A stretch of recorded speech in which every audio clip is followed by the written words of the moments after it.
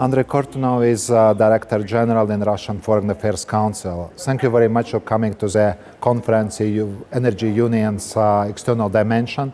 And definitely one of the main issues discussed today is EU-Russia gas relations, how to improve them and what futures they have. What is your opinion about it? Well, first of all, thank you for inviting me to come to the conference. I really appreciate an opportunity. And the conference was very instructive for me personally. I think that it revealed many issues which are of real interest. As far as the Russian-EU relations in energy, I think that we had almost a perfect storm for Russia and for its energy sector. On the one hand, we have the shale revolution, we have new sources of supply, we have low energy prices, and on the other hand, we have the Ukrainian crisis and everything which is associated with the Ukrainian crisis, including sanctions. And of course, sanctions affect the energy sector a lot. So I think that what we see right now is a process of adjustment. And this process is painful, it is difficult, it is full of procrastinations, it is precarious in many ways, but I think that there is a learning curve on the Russian side, maybe not as steep as we would like it to be, but nevertheless, I think that Russia is gradually adjusting itself to the new environment. I think that's very optimistic, and I wish that I share basically your opinions that there is a future. It's somehow just we need to decouple from the extreme politicization of energy relations, because at the end of the day, it's good that happening both for producer and consumer because it's more liquid market. And Russia definitely had a lot of competition advantage because the pipes have been already built. So I believe that it will go forward.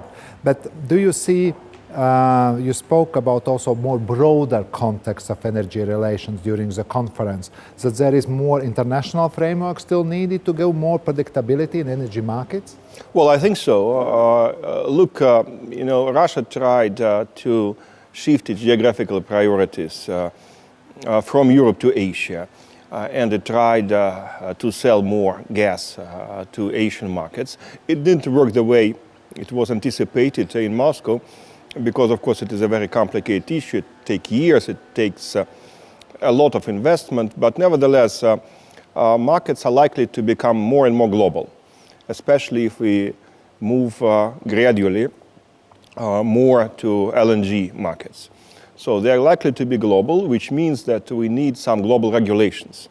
It is important that the European Union is trying to fix its regional arrangements and its regional standards. But definitely we have to go beyond that.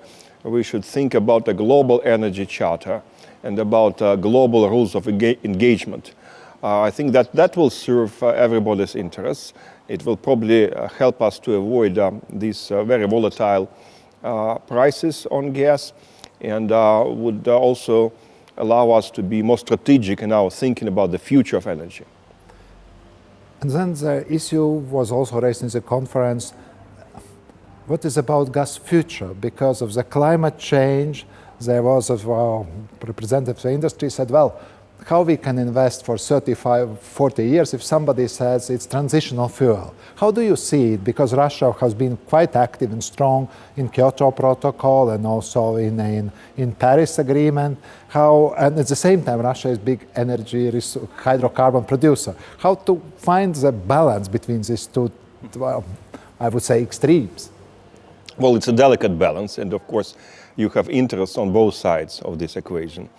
However, I think that though we probably will not see another gas age in our lifetimes, and our prices are not going to be too high in the foreseeable future, I think gas will still be important because it's an environment-friendly fuel. I think that many industries need gas. I think that renewables are not likely to replace gas let's say in 10, 20 years down the road. So I think that gas has its own proper role to play in the future energy balance. However, having said that, I think that we should be specific and we shouldn't probably have too high expectations about this particular energy sector. And a lot will depend on the prices.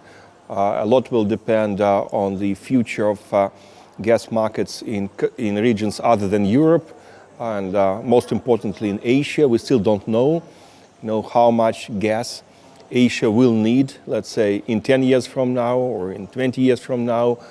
We still don't know exactly long-term environmental repercussions of the shale gas extraction.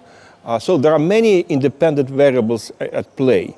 But I think that we can feel secure that at least till the maybe mid-century or maybe even later, gas will play an important role in the global energy balance. I think that this is something that we can be sure about. Thank you very much, Andrei Kortunov, and again, thank you for coming to Florence, to Florence School of Regulation. My pleasure. Thank you. Thank you.